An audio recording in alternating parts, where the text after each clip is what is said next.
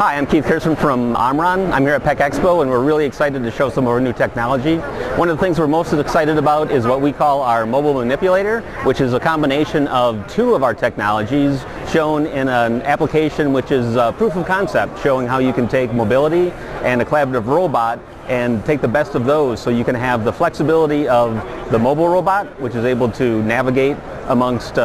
in standard situations with different people and different environments using a safety scanner. And then by putting the collaborative on top of that, we can take the flexibility of being able to do things like machine tending, replenishment, and also interacting with different parts of the plant and different people in a collaborative fashion. So by putting both of these together, you get flexible manufacturing, you have it in a safe way, and you're also able to do it without making big changes in your plant or in your environment.